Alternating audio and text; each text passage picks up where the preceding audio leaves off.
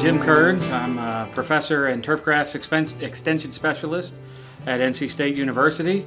And as far as expertise in turf pathology, working in North Carolina, you don't really get to have an expertise. You got to kind of work on everything. But I would say primarily we focused on root diseases and management of those diseases.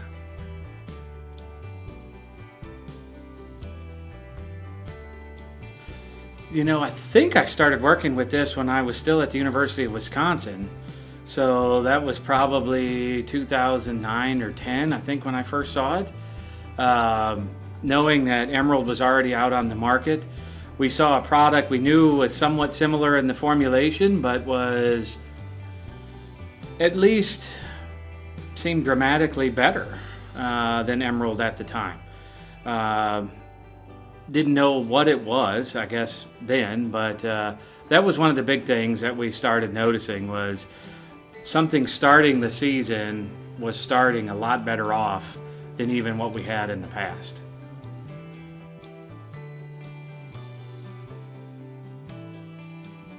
When you take two products that have been out like this, boscalid and cholorothalonil,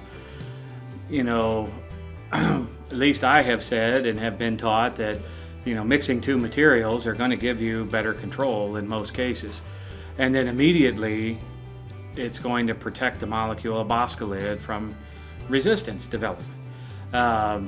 So that was when we learned about it, that was what was exciting about it. And on top of that, you get a more broad spectrum. As we all know, one of the weaknesses of boscalid is just two diseases.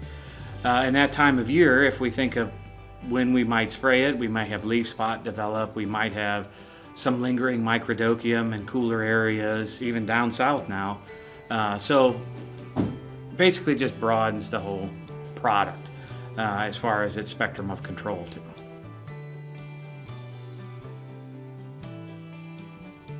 Yeah, the critical things to keep resistance at bay is rotation and tank mixing. In this day and age, especially with how good the golf market's doing, I don't think people really have an excuse not to do both. And especially when you think of a putting green where you're applying every, 10 to 14 days. That's the best strategy I think you can do, and Encartis provides that, and as well as many other materials. So for me, that's what I think about. And then second, if I can take from Dr. Lattin's book, is preventative control, right? You have that ability to limit the population that you're managing, right?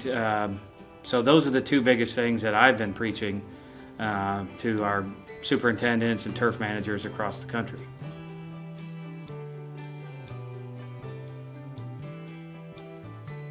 Yeah, with our research with Encartis and the length of control, at UW, it's a little bit different environment. We were routinely getting 21 days. I've always been a proponent, I think that anything much past that is dictated by, the disease pressure, the environment. But there are times where 28 days are going to be sufficient because the dollar spot epidemic ebbs and flows. And if they time it right, they're using some forecasting system, you can get easily 21 days. We've done now some follow-up testing with Encartis in the mountains of North Carolina and have gotten 21 days when we do that. And to me, that's pretty remarkable because a lot of these areas get 60 to 70 inches of rainfall a year. And to be able to get 21 days, I think is outstanding. But again, that's done preventatively, timed with a forecasting model.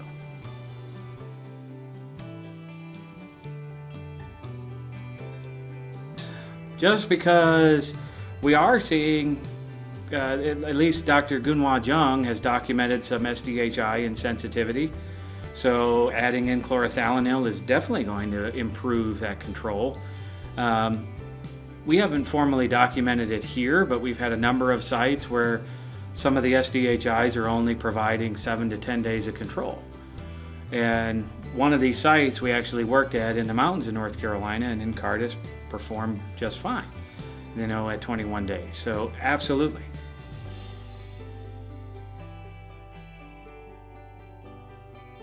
An SDHI usually fits first of the year and at the end of the year. And if I can bring back somebody, you know, I teased Kathy Kamelwitz for years of trying to get this product out, and especially in the fall of the year. When I think of up north, one of our biggest issues was, you know, dollar spot epidemics would be pretty severe, and you'd also have microdochium cooking and some late leaf spot. And Encartis is ideal for that, right? To add in contact, but also starting early. And I'll add something I just saw on Twitter I found interesting. I don't know if you followed the research at Rutgers, where they're looking at fall applications of just chlorothalonil itself, translating to reduce dollar spot epidemics the following year. So I think that's where this can have a nice benefit as well. So I know you all have called it this before, but kind of a bookend program, starting it, ending the season with it.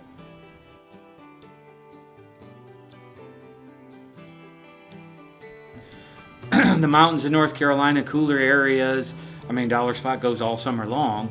So, I mean, you could think of it in July because you're going to have annual bluegrass.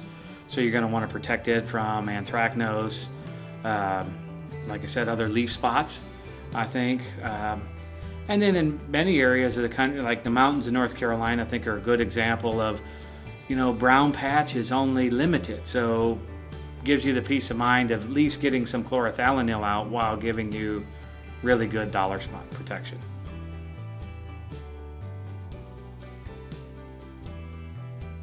I would say give it a try. I think it's something we've looked at for a long time. It's proven, it's performed very, very well, I think, in all of my colleagues' trials that I've seen.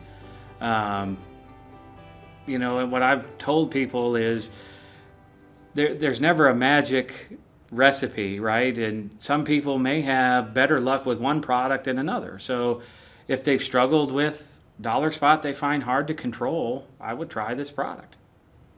BASF. We create chemistry.